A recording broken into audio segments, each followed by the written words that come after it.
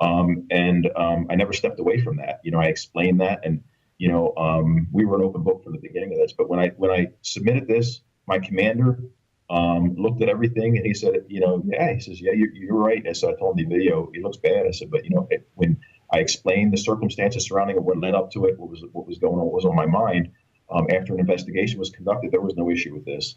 My commander signed off justifying my use of force, justifying my actions, and it was sent up the chain. As it was working its way up the chain, all these other circumstances are going on in kind of like a satellite manner in reference to the upper command staff, the administration. You have, the taser things working its way through the pipeline. You have the Mary Hahn case. You have, the heat that the Albuquerque Police Department got over the West Mesa murders that were unsolved and being accused of turning their heads, turning a blind eye to what was going on when things were being reported under suspicious activity concerning certain women, involved that were found out there. So you think they just threw you overboard as kind of a scapegoat? Yes. No, I'm 100% sure that, that is exactly what they did. Because the chief, when this video was put forth and it was put up the chain, everybody knew about this. And the way Albuquerque Police Department works, there is they'll get an IA number. So the supervisor will pull an IA number when he has an internal affairs investigation to conduct. And it'll be, say for the year, it'll be I-1-40, it'll be the year and the IA number. So, and then what they'll do is they'll assign that IA to the case, and then investigations conducted. So they had an IA number, and the chief's advised every Monday. It's called Coffee with the Chief. They have the lieutenant has with the chief, and he briefs him on what comes in that week. And they tell them, hey, there's a video here. This is what happened with this, along with any other incidents that come in that they're going to investigate. So the chief knows about that, and he knew that there was an investigation coming up the pipeline. After it's concluded 3 months later, it's sent up the chain. And then I'm cleared by my commander, and then the chief calls to have me put on administrative leave, and he reassigns my partner onto administrative reassignment. And after that, the investigation, they open up another IA, and subsequently fire me based on that IA. And that's where down the line they get caught lying at another hearing, at my LA board hearing. They get caught. The IA investigator confirms. Actually, he does pretty much a 180 in his testimony and justifies my use of force after he had said it was excessive at an administrative hearing. They came at me and my partner with everything they had. They advised us to take the Fifth Amendment. They advised us not to talk. They advised us not to give statements. If you don't give statements, you lose by default. You get fired. You get fired from the department if you don't give an IA.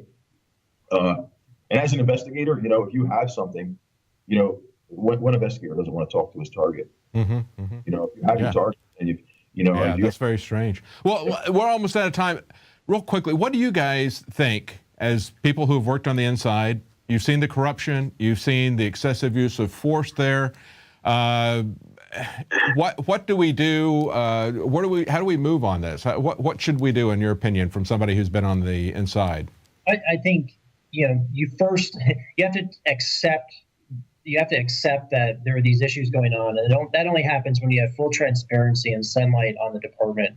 There's not a doubt in my mind that the Albuquerque Police Department will have to be restructured to a point where you wouldn't even recognize it when they're done, and that's what's going to happen with the department. DOJ's report is on force with the department is really but a chapter in a much larger book, and it's those other chapters that this city and this department fought against the DOJ from coming in to keep them from doing their investigation.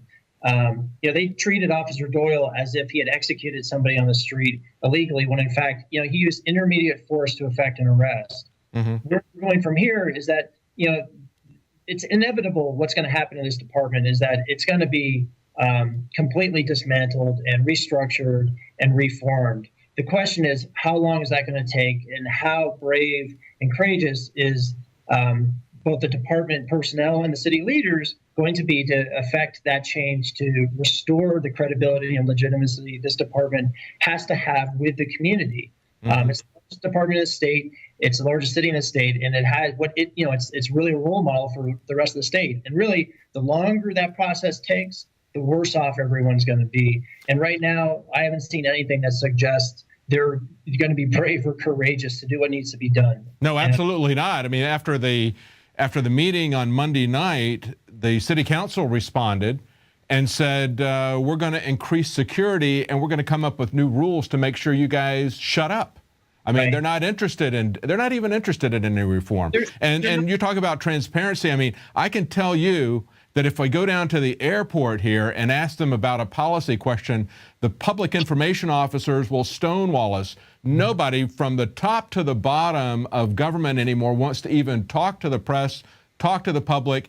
Everything is top secret. It's like they all work for the CIA, and frankly, I think they do, but it's absolutely crazy, the attitude that is pervasive in government, whether it's local government or the federal government anymore. Alex, it just comes back to being a human being. That's all these people want. You just treat them like a human being. And you think, how would you like to be treated?